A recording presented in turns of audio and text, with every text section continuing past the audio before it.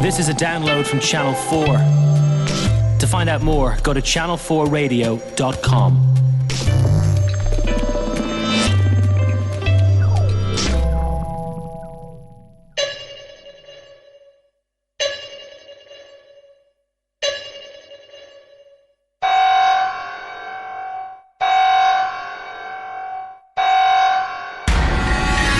Previously on Lost. 2 players, 2 sides. One is light, one is dark. Do you want to know a secret? What if everything that happened here happened for a reason? We can't live together. We're gonna die alone. I thought I heard whispering. We're not the only people on this island, and we all know it. We have only 3 choices. Run, hide, or die. Do you think we're being punished? Every 108 minutes, the button must be pushed. Guys, where are we?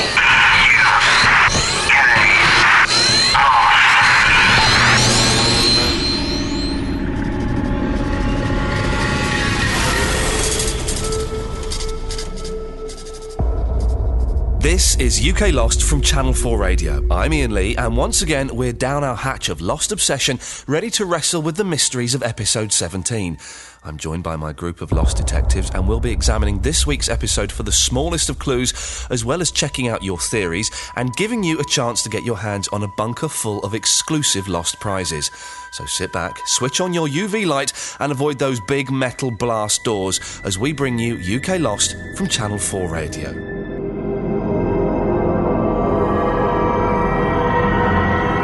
This week, we've got Paul, the editor of Lost Magazine, back in again. Hello, Paul. Hello. Nikki is here. Hi, Ian. Hi.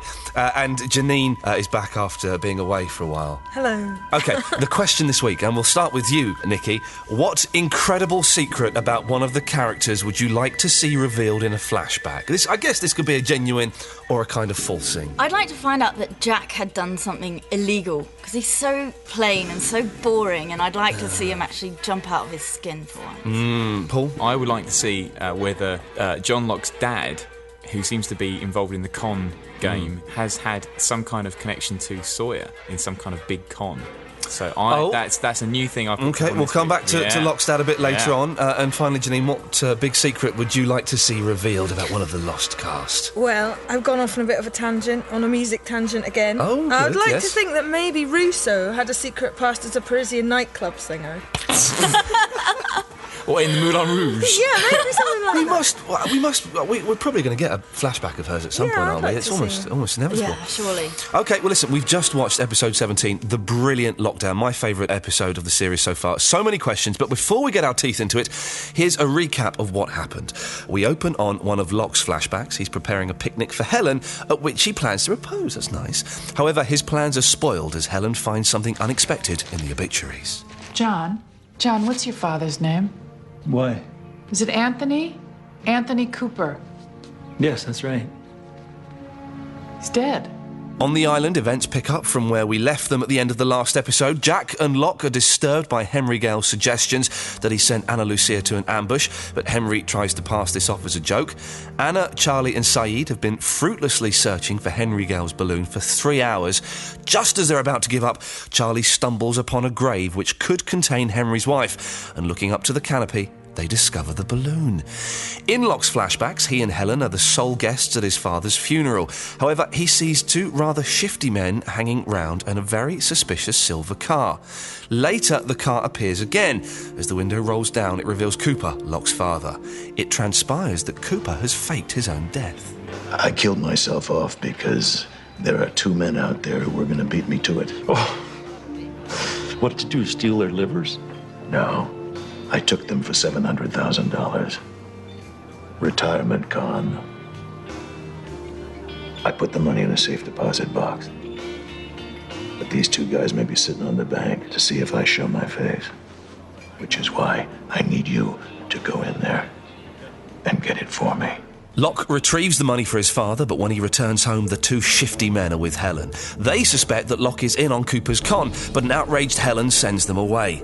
Locke meets his father at a motel, and before he can leave, Helen arrives. She slaps Cooper and runs off.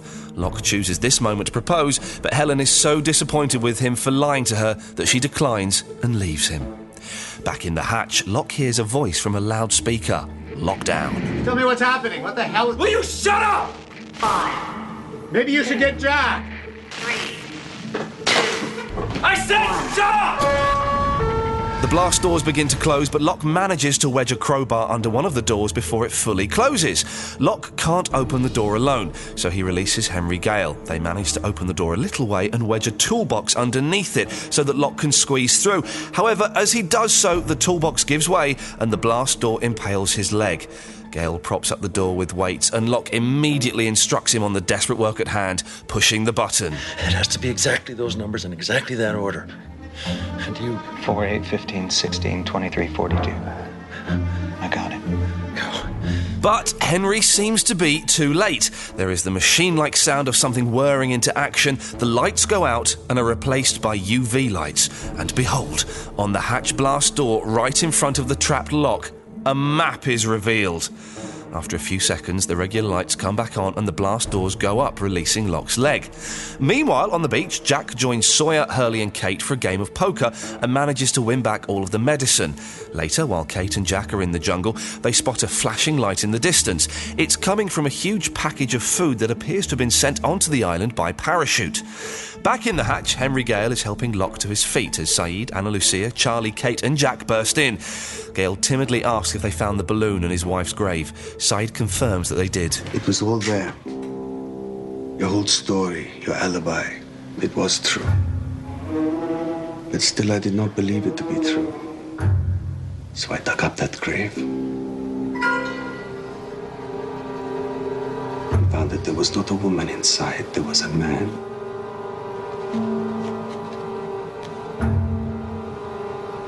A man named Henry Gale.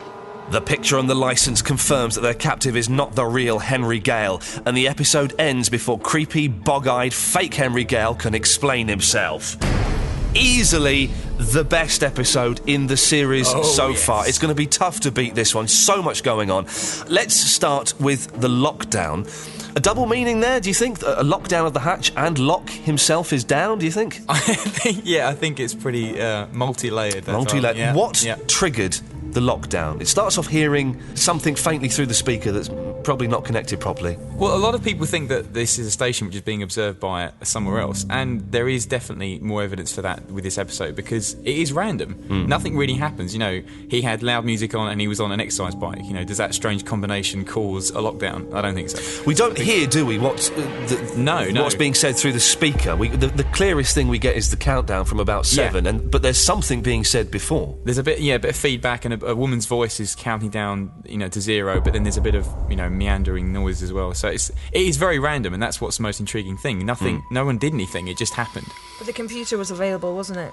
The 40 minutes in, the cursor was flashing, so he could have typed in then, but didn't. No, I don't think you can. I think it just doesn't do anything, does it, until within the 4 minutes. Yeah, I think that's that screen, I think, is on all the time. Yeah. Sorry, Jenny, I don't want to shoot you down. I had a bit of insight. Yeah, but I like your phrase, the computer is available. You obviously work at one of those internet cafes. Nikki, do you think the lockdown triggered the food drop on the island? I don't think they were related incidents. You think they're separate? I think they're separate. It's a bit of a coincidence, isn't it? Well, it is, but there's a lot going on in this episode, and I don't think all of it can be drawn in from the same setting off point. I would have thought, Janine, that the lockdown would have been to keep whoever was in the... Desmond, of course, was in the hatch. Would have been to keep him and whoever else was in there with him in there whilst the food was being dropped. Exactly, exactly. That's what I think. Safety first. Well, you've shot me down, and actually I'm starting to turn around on my theory now. Oh, well, Nikki, what is your theory then? Do you think that the lockdown is something to do with the quarantine? Because the doors and the windows all locked down, didn't they? I don't actually know why such a facility would exist, but my theory is that Henry Gale, who we now probably can't call Henry Gale. But let's call him Fake Henry for the moment until we work out who he actually is. Fenry. Fenry, yes. God, it gets more confusing.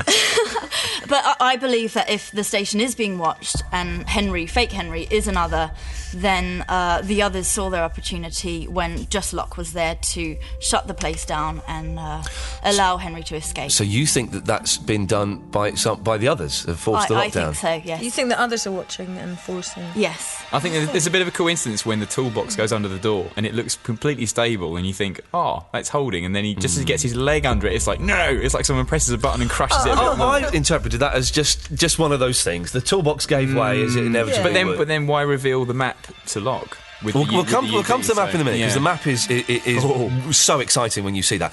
But what we seem to be saying here is that the others can see into the hatch and are watching them. I think that's conceivable, isn't it? Really? I think so. I think we should assume that at any point the people on the island can be viewed by the others. Because we know there are several other stations from the orientation films. They have to be connected in some way, surely. And from the map. Would the lockdown have occurred in all the other hatches? Could there be a connection between... I hadn't thought about that. That's good. That maybe something has happened in another hatch that's required all of the other hatches to lock down. Well, if it's the drop-off, then maybe the whole islands, are all sealed at once, so that nobody can see what happens to cause the drop-off. That's cool. Like Janine, one thing that doesn't make sense to me: if they're going to lock people in, why would there be a countdown? Oh, maybe they've been told it's a really dangerous thing that's going to happen, so everyone has to get in there. Because otherwise, how could you guarantee that someone wasn't in another bit or doing something else if they just suddenly dropped the thing down? But maybe when they all came into the hatches, they were told, oh, if you hear the countdown, that means something really bad's going to happen, so you've all got to get into the shelter, kind of into bomb the panic shelter room type thing. Yeah, completely. Why can't we hear the countdown properly? What? The speaker's broken. Well, but how is... And he had Mama the records are on, really loud. yeah. Oh, unbelievable. Geronimo Jackson. The music doesn't come through those speakers. That's a tannoy system. It's not a stereo speaker. I hear you on that one, Ian, but when there are other the quality would be awful. You can't hear other things going on. Why did Locke put so much effort into trying to lift the doors? Because he knew he could get through the vents anyway. That's what I wanted to know. Yeah. Maybe he just doesn't trust himself to be able to get up through those vents and out again. Well, I think it's Locke's... Maybe he's not small enough, because Henry Gale's quite Louis. Henry Gale is quite tiny, isn't he? Yeah, but with big bog eyes. Yes. Possibly, this could be the island turning on them now. It's kind of getting their revenge, because in Series 1, the island's helping them and curing them, and Locke can walk and da. But as Series 2 has gone on, it seems to be that it's now creating tension. Obviously, the tension between Jack and Locke. People are starting to fight and bicker, and it's almost crippled Locke again. Well, maybe that's punishment. Maybe they shouldn't have ever gone into the hatch from that entry point. Maybe that's bad boy Locke. Or maybe for holding Henry Gale. Yeah. Or maybe it's going to go full circle and Locke's going to be crippled again and Jack's going to be... Well, this is what I think is too much of a coincidence, that the toolbox was fine and it crumpled just as his legs went under it. It's like, oh, come on. Someone must have been controlling. I was always surprised that the toolbox could have held the weight anyway. I mean, that was a big old door. It was a flimsy toolbox. Well, how didn't it... I'm surprised the door didn't crush his legs completely. Yeah. OK, and we can talk about the map now. Let me quickly describe it. We've got a copy here that's we've had printed off. I'll do my best to describe it. Help me, because it's quite confusing. It's an octagon. I'm guessing there are 8 hatches, it looks like. He's just counting there. Octagon is... Are there 8? Well, there's one crossed out, so... Well, there's 8, and one of them's crossed out. Potential hatches. There's a big question mark in the middle. The swan is there. Various other bits and pieces. There's writing all around it. Some of it's in Latin, some of it is in English. And there's a big squiggle saying, I am here, pointing to the swan. So I guess that is obviously is our original hatch. Anything else you've spotted that I've missed in the description there? Bit of a golf course there. Yeah. It does look like a golf course, doesn't it? There's some sort of possibly a river or something on it. And it's basically covered in scribbles and scrawls. And there's lines that connect various bits, connecting from different hatches. And there's a hatch name we haven't heard before. If you go to the left of the swan, upwards there's the flame. Haven't heard that one. Then you go up around this, the staff. We know the staff, which is the medical station. Yeah. And then there's the arrow. But it's and then there's some other stuff around the right-hand side which we can't really work out what it is. And there's some which are just dashed lines, so they're obviously not solid ones yet. And a whole lot of equations, mathematical stuff. If you want to play along at home, ladies and gentlemen, then go on the internet, any search engine, and type in Lost Map. It'll probably pop up, I reckon. It's one of the most exciting moments in the series so far. You think, wow, this is a brilliant episode, can't really do much more. Then suddenly you're given this massive clue that kind of maybe answers questions, but then again doesn't tell you anything at all, really. Any ideas where the map comes from, Nikki? I think the map must have had 2 different people at least working on it, because there's bits in Latin and there's also bits in English, and there's 2 different types of handwriting on it. We have copies of the map here, so I'm just doing this off the top of my head. I know. Well, you've not. Well, you're saying this in Latin. I've got some of the Latin quotations here, which I will translate for you. Cogito ergo dolio. That's the best accent ever. I think, therefore, I am depressed. Stroke suffer. Depends on what school of thought you come from. Academic and comedian. Yes, thank you. Also, there's another Latin quotation that translates as "the disease worsens with the treatment." That's got to be a reference to the sickness or quarantine and all that. Yeah. But then the person making the map must have done a bit of exploring, bit of Columbo work around the island, surely, to have come up with these sketches. What is the map? Is the map definitely a map of the island? I think so. Well, he says I'm here and there's the swan. So he's there. So then I'm just trying to suss out, who did it? He or she, yeah. And then, I don't know, it's so intriguing and baffling and woman frustrating. couldn't draw a map. their brains work on different... Should have had help, yeah. But it sort of seems like the bits written in English are much more scientific and mathematical, if you like, and then the Latin stuff seems a bit more off the wall and poetic, and perhaps someone who has been affected by the disease, who's starting to wax a bit lyrical. There are several Roman numerals on there, one of which is 108, and it says 108 inactive after incident. Oh, which is good. Perhaps the incident. So they're pointlessly putting the numbers in. This could be saying no point in doing the numbers. Yeah, that's what I'm thinking. Yeah. Obviously, the person that did the map didn't want it to be seen until a lockdown. That would have to be the case. But the lockdown's quite quick, isn't it? That would take... they must have done the map over several... there's so many questions. But it must be done in secret, so that somebody is a clue for somebody to find during a lockdown. Like, maybe like the next people, because Desmond was saying, like, when in the first episode, are you the replacement? Maybe him or someone before him, or even before them, did this kind of map, hoping someone would find it during a UV moment. Maybe they've got the sunbed out and then saw it and went, wow. Desmond mentions being down there with someone, doesn't he? Yeah, definitely. Yeah, he had a partner. Didn't the partner die of disease or something? He tells us that he passed away. Yeah. But that would make sense for what appears to be 2 different sets of handwriting and facts. But we know that the stations are always manned by 2 people. So the map's an octagon. Dharma Initiative logo, of course, is an octagon. Is that an indication that the island is artificially created? The island could be a fake island. Can you make fake islands? You can make fake islands. Can you? In the Emirates all the time, don't Really? they? Build those holiday villages. Reclaim land. Reclaim land. Isn't that new, which I won't mention, the rubbish reality show that's on at the moment about a fake island with people on it falling in love? That's a fake island, isn't it? That's a man-made island, apparently. It? Apparently. In Fiji? Apparently so, in the shape of the heart. No, it's not. I'm so messing with you. Sorry. What was the map drawn with? Because it's obviously fluorescent. It's invisible ink. Highlighter pen. But there's all the graffiti, isn't there, around the corridor by the bathroom? There's all that crazy graffiti, which is normal paint. So maybe there's an indication. Look, do these hatches link up? I'm trying to. They don't really, do they? There's not. They're joined by something. They've all got big crosses at the end. I love this bit here about they mention the Valenzetti-related research activity. Why do you love that bit, Nikki? I love that bit because it relates back to the Lost experience and the bit that we've learnt about the Valenzetti equation predicting the end of the world.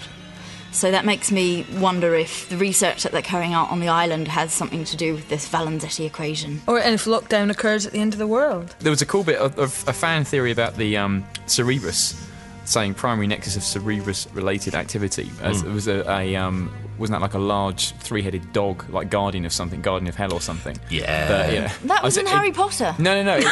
It's Harry Potter is not the origin of all mythology in the world. Sorry to shatter that illusion, but I think... Cerebrus, yes, it's a 3-headed dog. Yes, I've just remembered. I looked at my notes.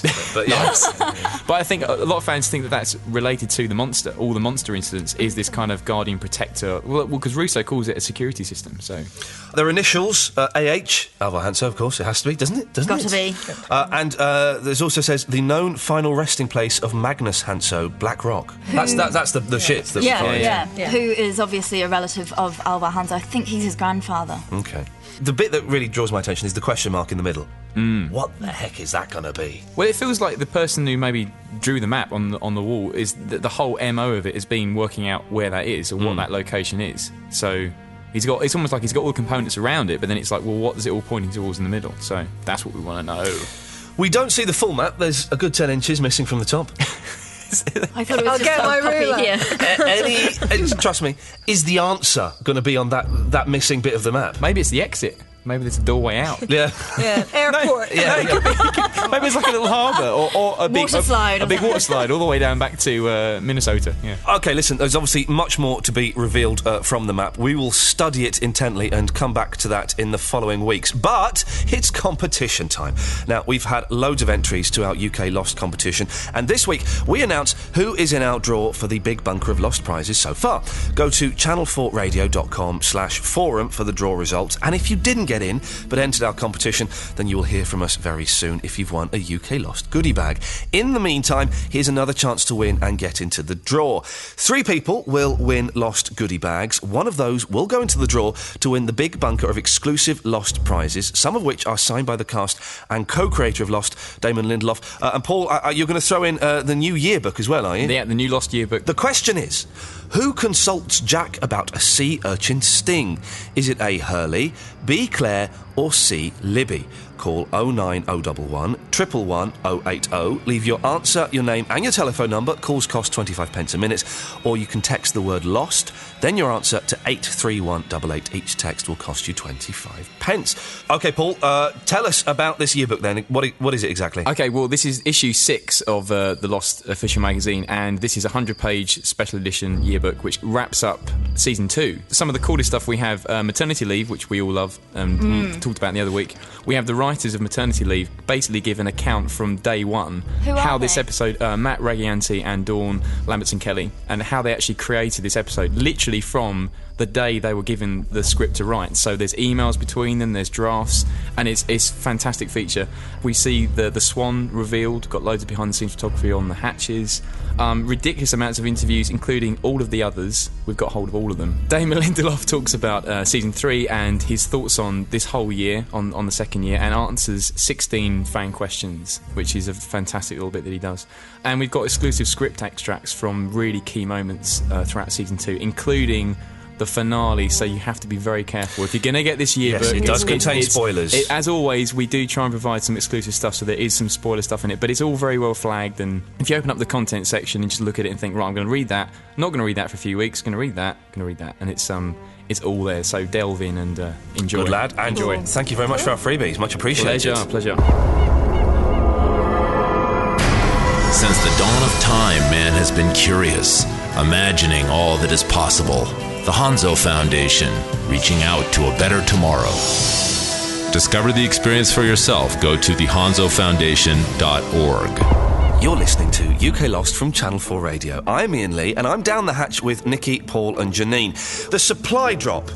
How did that get there? The balloon, was that dropped from an aeroplane, do we think, or was that like a hot air balloon? Or? No one on the island that we saw in this episode mentioned a plane going over, and that's the first thing that they would notice. Unless it's like ridiculously high height, like, you know, in outer space, or and then how accurate can you be in a drop? Exactly. So that's a really weird one. Of course, there's always the chance it wasn't dropped on the island, that the others or someone else kind of moved it there from a secret. I like that. That's what I was It's right in the middle of a bush. Like, how would you move such a big deposit without actually having some sort of tractor or something that made big tracks? Like, it has to have been dropped unless it came up from the ground. Unless they brought it like one by one. It could have come.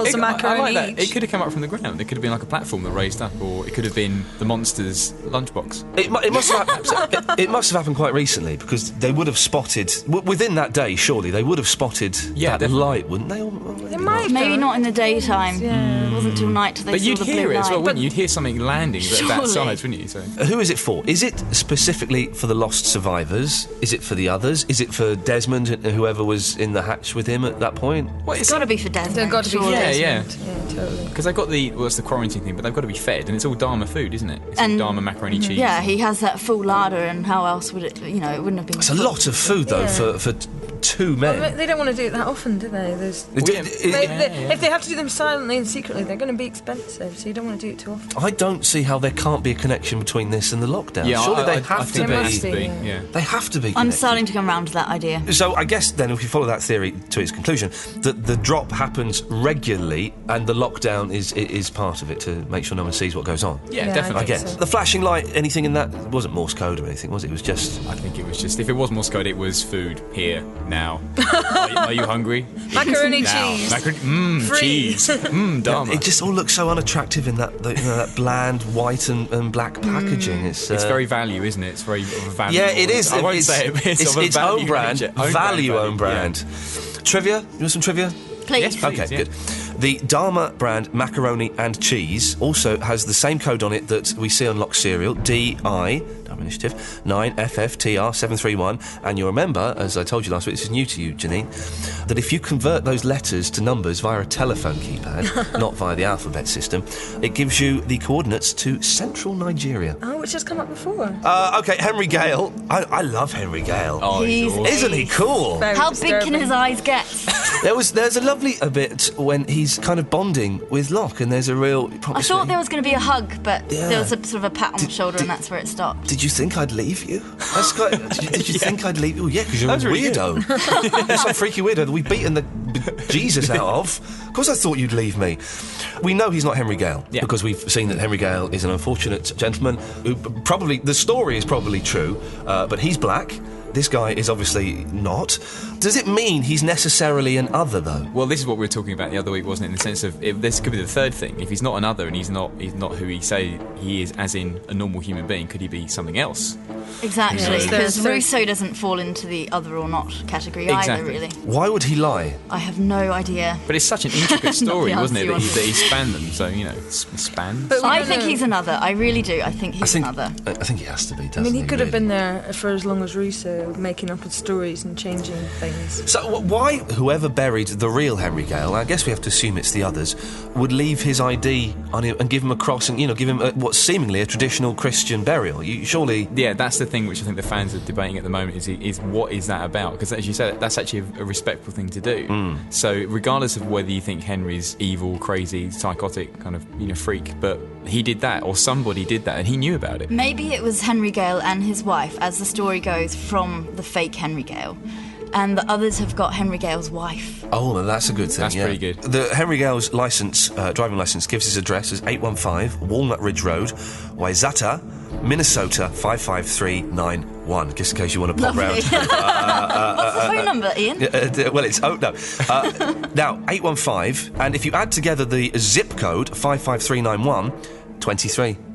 Nice. That's got to be the writers just messing around. Well, there's a few numbers in this episode, isn't there? There's the 15, 16 on the box, which has got all the money in it. So, yeah.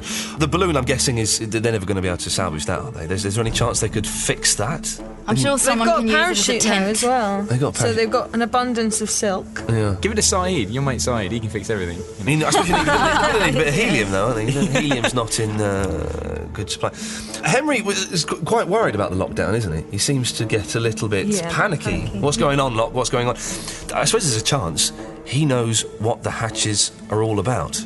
Well, he seemed to know the numbers. Like, he didn't ask a second time about the numbers. Yeah. And he also had a big fall, hit his head, seemed sort of semi-concussed. Had a big fall. He had a very slight stumble, and he was out for 20 minutes. Yeah, I don't believe that for a second. He was start so faking football. that. He was faking that big time. He did know that's what got me. Is he repeated the numbers back straight away? I can't remember the numbers now, and it's etched on my brain. But I still struggle. He did it straight away. That makes it's going to be suspicious. There's a chance that he sent a message to someone. Absolutely. We've seen Michael do it. Which is what would have caused the lockdown to end, possibly. But we've seen the flashback with what happened to Claire when she went missing, so maybe there's a point where we might see what actually happened from his point of view. Hopefully. So that'd be awesome. Good. That'd be awesome. What should they do with the fake Henry Gale? Kill him! Get Saeed all over him again. Come on! The balloon is made by Widmore Labs, which we've seen before because they made Son's pregnancy test, and there was a construction company in Charlie's flashback during Fire and Water. And the only two recurring brands, if you like, that we've seen are the Dharma Initiative and Widmore Labs. And I noticed that the playing cards that they had were also Dharma initiatives. They were Dharma, weren't they? Yeah. I'm guessing Sawyer must have had a little shufty when he was down there and half-inch those. Yeah. There has to be a Dharma gift shop. Come on, then. Everything. That's in the big question mark. Yes, that's a bit of a map we can't see. That's the visitor centre. Jack mentions that he's been to Phuket and then goes a bit quiet and a bit silent. There's got to be something in that, isn't Well, there? he got a bit tetchy when Sawyer asked him about the tattoos. He didn't actually. Is that where you got confirm, your did he? inks? And he was like, didn't answer. You get quite a good glimpse of his tattoos in this. There's That's so awful. It's a bit naff, isn't it? Yeah. Although I was watching it and for 5 seconds thinking, maybe I might get that. Has anyone, Paul, on the internet translated the Orientalist writing that we see on there? Is that... No, but I have heard someone suggest that it's relate to Party of Five, to his previous show, which I don't. There was a really? five on there. Five, which I mean that could have been, maybe it's something to do with like it's his real tattoos and they've incorporated it in the show. I don't know whether actually He doesn't have it in the flashbacks though. That's the thing. I suppose makeup. But he's got one in his forearm, the inner, which I don't see that often, but it's really bright. It's like red and yellow. But I remember one episode the other week thinking, did he just get that? Like Yeah, a Dharma I don't tattoo remember shop. seeing remember that. seeing that in the series. prior. It's just there, isn't it? Well, I say just there. You can't see what I'm pointing. My left forearm inner bit. But I swear he just had the kind of big one on his left shoulder for a while. Yeah, so. I am fascinated by that because it does not fit. Sawyer references Tallahassee, which is where Kate was running to after committing a big crime.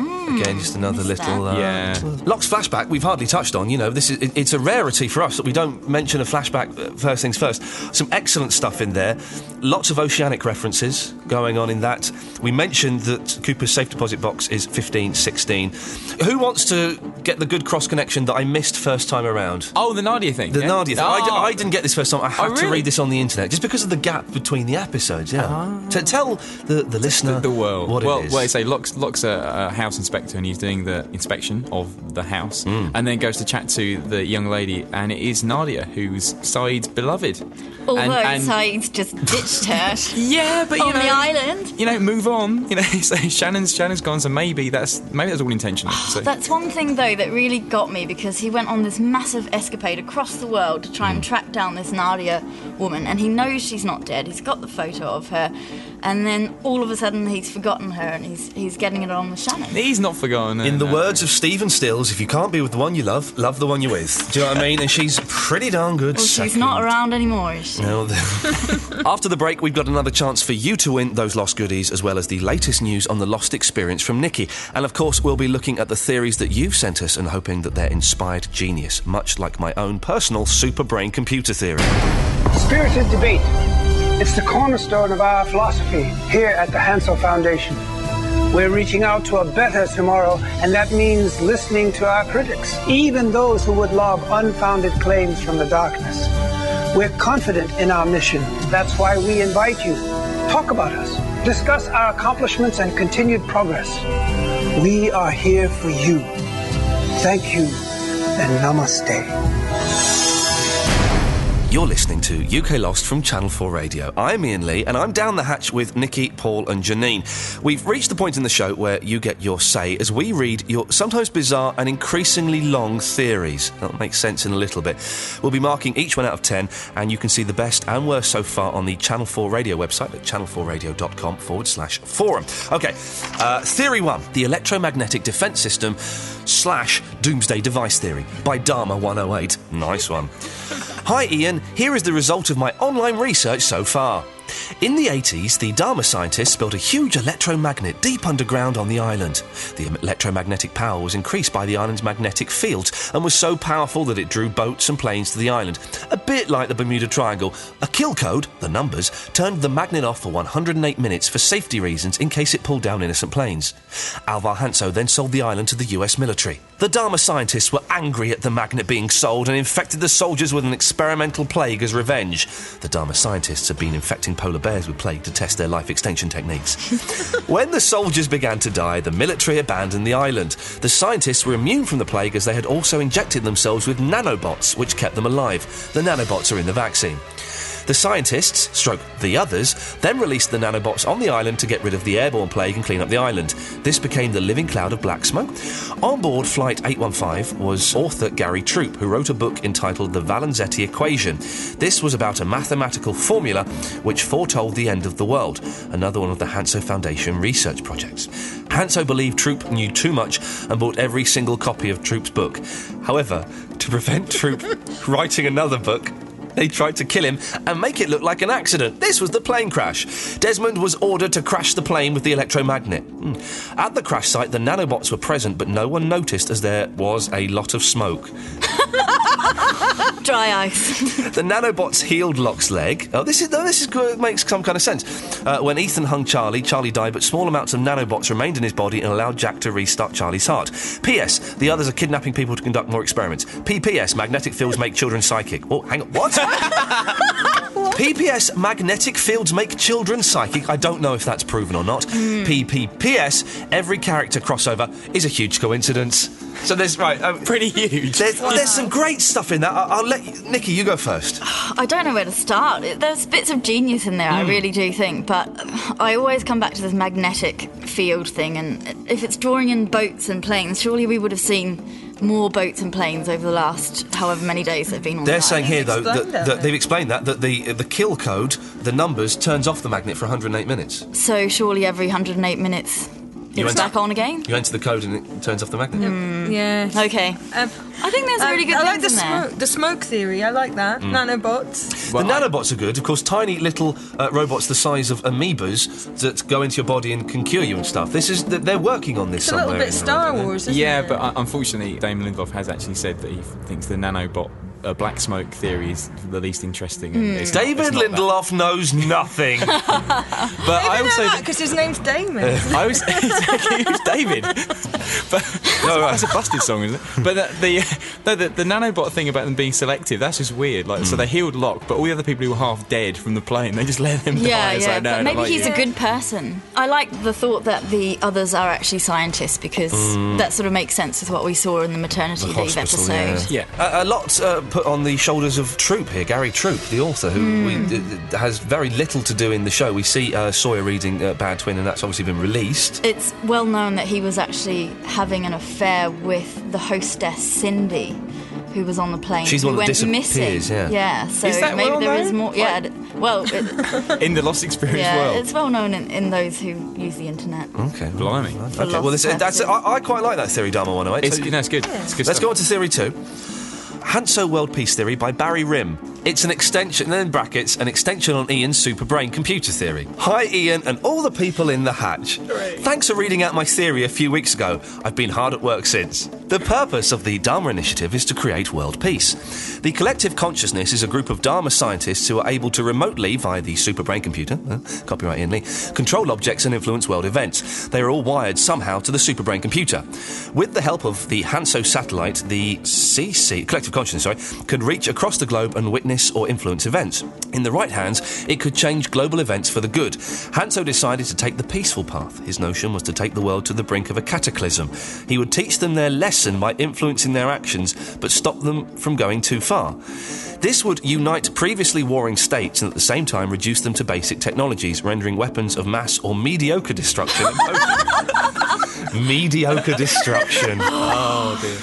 But in the wrong hands, the super brain computer could be the ultimate weapon. That's why it's hidden on the island. Walt is being trained as the new guardian of the computer, and he will eventually be used to save the world from mass destruction. Don't be harsh on this. I think it's a good one. Well, Barry Rim, I think it's genius. Paul, you go on. There's some great stuff there. I think that, well, the fact he's using your super brain computer as the basis of the entire theory is obviously you're loving that. Yeah. But world peace. So how does that explain the quite horrible events they've been doing to the people on the island, like Charlie, stringing him up, hanging him, and I think that the hippie peace through line is a little bit muddy, to be honest. But in essence, Nicky, do you think it makes sense? Forget the peace thing, because I think he's wrong on the peace thing. I think it's being used ultimately for evil. Oh. It meanders a little bit too much for me, but I think it has some relevant points. Yes, okay. I like the mediocre. For theory 3, we go to this document. Some bits I can't read. For example, it's got footnotes. This theory is compiled from watching Lost episodes up to and including episode 15, Maternity Leave, and somewhat from playing around with the Lost experience on the internet. Much of the basis of the theory is taken from the excellent thoughts of Iain Lee. That's going to be the name of my my first autobiography, The Excellent Thoughts of Iain Lee. By Naughty Tin. By Naughty Tin. OK. It goes into different sections. Section 1 is the bunker with the button. I'll just read this tiny bit out because it's a brilliant footnote. They would not be relieved for some ridiculous amount of time, like 50 years, and told if they give, many people suffer. The human body can do amazing things under stress. Go to footnote 2. Footnote 2. I heard that some dude lifted a whole bus once because a little girl was stuck underneath it. It wasn't that the Incredible Hulk. It was Mr. Echo. If the idea of the button was that it was pressed by employees of Hanso for the purpose of stopping some natural phenomena, then why is it not simply automated? That's a very good point. That's a very good point. It's a very good point. Being followed previously, Section 3. In Series 1, the psychic has big worry about the annoying Aussie's baby. Where's this guy from? I love Naughty Tin. Oh, Naughty Tin is great. Number 4, I'll move on because we could be here all day doing this. The computer brain theory. Ian's theory, in my opinion, there's a lot of good points. Walters almost certainly has some psychic ability. It's suspicious he started to communicate with the computer at the time Michael was there as if he was watching on a camera, which I think is quite interesting. Essentially, Hanzo's life extension project has something to do with the psychic abilities of Walt, which in turn, if we believe Alex or another person has similar abilities, accounts for the crash of the plane. Walt's abilities allow him to use the computer through the same mechanism that allows control of the magnet. Perhaps I should point out that the magnet is not necessarily a natural phenomena. Large magnetic fields are used daily in research and even in hospitals using a low temperature effect called superconductivity. One of the big challenges in science today is... And it goes on and on and on, and you could be all there all day. Basically, the final note, sorry, I've got to do this. The black smoke is again linked to the magnetic anomaly on Walt, another kid, and I'm sure we haven't seen the last of him. Finally, on another note, I also think there is something well sus about Libby. I agree, Naughty Tin, I do. Right. Let's get him on. Please, can he come on the show? Or she? We'll try and get Naughty Tin in. It's definitely a he. You don't really get a full view there. What do you think about Naughty Tin's theory, from what you can get? I want to hear more. Can we have a special? Can we have a copy of the report, special? please? It's practically an honest thesis. Oh, it's just beautiful. All right, listen, we could study that all day, but we have to give these marks out of 10. Let's start with Theory 1, the electromagnetic defence system by Dharma 108. Fair to middling, I'd say 5. Oh, I'm giving it an 8. Okay, Nicky's giving it an 8. I'll go a 7. 7. Oh, don't, because that makes it really confusing. I'm going to give it a 7. That makes it about 6. Theory 2, the Hanso World Peace Theory by Barry Rim. I'm going to give Barry Rim a 6 plus 1 for an original name. 7, there we go. I'm going to give him 6. Okay. 4. Oh no, really? 5. Oh, I'm gonna give him an 8 just so it averages out about 6, because I think that's a cracking theory, to be honest. And finally, we didn't get the full weight of it, but the 5-page Lost Theory version 1 by Naughty Tin, July 2006. He's getting 9 for effort for me. Definitely a 9 for me. It's a 9. It's a 9. 9 could do. Yeah, we want to see the full report at the end of the series. There we go, yes. Naughty Tin to come on the show, please. Yeah. OK, we've given those marks out of 10. You can see the 5 top theories and the 5 worst theories at channel4radio.com/forum. You can send your theories to uklost@channel4.com. We do genuinely enjoy reading them. My theory, very similar as before. Superbrain computer. Walt and his twin or clone are connected to superbrain computers. One's good, one's evil. All of the parents we see in the flashback are involved in it. They have at some point in their children's lives signed a deal with Hanso, with Dharma, with whatever, signing over the rights to their children at some point. I like it. I genuinely think that's something to do with it. Because there's always this conflict between the parents. There's, Jack's dad drinking himself to death. What was wrong with him? The guilt thing. The thing with Locke's father today, he would easily sell his son. He what stole about Bernard? Bernard's a bit old for his parents to have signed him away. Well, you don't know. This could, in Series 3, we could have a flashback that takes us back to the 1920s. That's my theory, and I think it's a corker. Now, Nikki, you are our expert, and you've been monitoring the Lost experience, which is the whole online world of Lost, where things are growing and ever-changing. What have you spotted for us this week? OK, so last week I was telling you how there's a website out there now called hansoexposed.com. And we're increasingly seeing more clues being spread out on the internet and indeed on this podcast, which allow people to use these fragment codes and unlock new pieces of video. So we had about 12 last week? There were 19 last week, and now we're up to 30. Wow. So there's some theories that there's sort of 3 different videos that are being put together here, but I think there's only 2. It looks like there's one with the evil Dr. Werner Mittelwerk, who is standing up, sort of he seems to be rallying the troops and giving some sort of speech. And there's another one where there's this beardy guy who is in sort of an orientation type film. So other than that, everyone's sort of debating at the moment which order all the pieces go in. So well, this is the thing, you get the tiny clips, a few seconds long, and you then have to kind of edit them together into a cohesive piece. Yeah, so there's all sorts of theories from all of the players as to what order they go in. It's an amazing TV show, and all this is going on in the background as well. You know, seems like they're putting in a lot of effort. Bring on the next episode. Anyway, listen, let's move on. It's competition time again. 3 people will win Lost goodie bags. One of those will go into the draw to win the big bunker of exclusive Lost prizes, some of which are signed by the cast and co-creator of Lost, Damon Lindelof. And, of course, we've got the Lost yearbook, thanks to you, Paul. Excellent. The question this week, who consults Jack about a sea urchin sting? Is it A, Hurley, B, Claire, or C, Libby? Call 09011 111 080. Leave your answer, your name and your telephone number. Calls cost 25p a minute. Or you can text the word LOST, then your answer to 83188. Each text will cost you 25p. Now, if you think that you could outlost us down the hatch, then why not join us? Email us at uklost@channel4.com and you could be down the hatch next week to help us analyse episode 18. To whet your appetite until then, though, here's a clip from next week's episode. Fans of Hurley, this episode is definitely for you. Our Hurley is freaking out about the food drop and things are hotting up between him and his love interest, Libby. Hey, what you doing? Nothing. Who were you looking for out there? No one. When you ran off, it sort of seemed like you were looking for someone. I tried to find you. I kind of don't want to talk about it. Intriguing. So, a big thank you to my panellists, Nikki, Paul and Janine. Nice to see you all again. Thank you. Thank you. I'm Iain Lee, and remember, the button is increasingly bad.